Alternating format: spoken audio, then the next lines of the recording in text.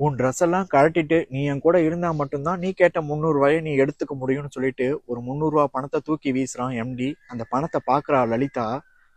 முன்பணமா 300 ரூபா கொடுங்க, வேலை செஞ்சு நான் கழிச்சுக்கிறேன்னு சொல்லித்தானே இந்த பணத்தை கேட்டோம். இவர் ஏன் அதுக்காக நம்மளையே கேட்கிறாருன்னு நினைச்சு அந்த பணத்தை அவ பாக்குறா. லலிதாவோட தம்பி சொல்லியிருப்பான், அக்கா 300 ரூபா பணம் நான் மெடிக்கல் காலேஜுக்கு இன்னைக்கு கட்டலைன்னா நான் இன்னைக்கே செத்து போயிடுவாங்கான்னு அந்த தம்பி சொன்ன வார்த்தையை நினைச்சுக்கிட்டே அந்த 300 ரூபாயை அவ பாக்குறா.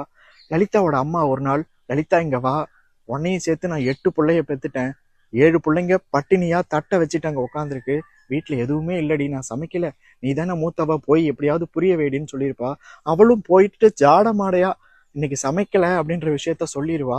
ஒவ்வொரு பிள்ளைங்களும் புரிஞ்சுக்கிட்டு எழுந்து போயிடும். ஆனா ஒரே ஒரு பாப்பா மட்டும், அக்கா எனக்கு எதுவுமே புரியலக்கா, எனக்கு ரொம்ப பசிக்குதுக்கான்னு வந்து நிற்கும் போது அந்த லலிதா கட்டி பிடிச்சி அழுதுருப்பா. அந்த பாப்பாவுக்கு சாப்பாடு வேணுமேன்னு நினைச்சுக்கிட்டு அந்த 300 ரூபாய அவ பாக்குறா.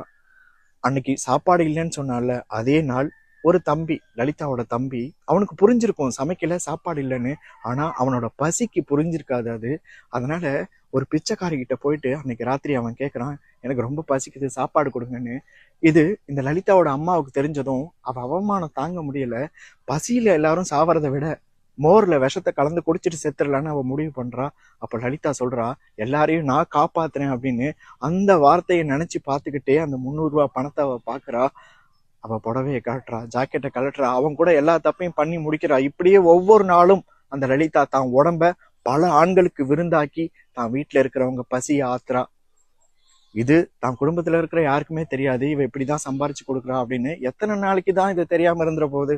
ஒரு நாள் இவளை சின்சியரா காதலிச்ச தங்கவேலுங்கிறவன் அந்த பக்கம் வரான்.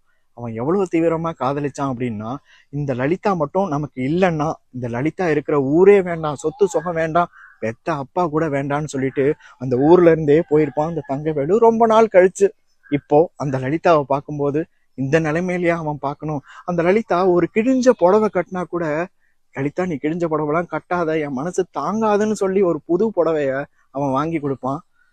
அவ உடம்புல சுத்தி இருக்கிற புடவையில சேதாரம் இருந்தாலே அவனால தாங்க முடியாது. இப்ப ஒரு விலை மாதுவா அவளோட உடம்பே சேதாரமாயிருக்கே. இத அவன் இனி எப்படி தாங்க போறான்? அந்த லலிதா என்ன சொல்ல போறா? என் கதை என்னன்னு கேட்க நினைக்கிறேன். கதைக்கு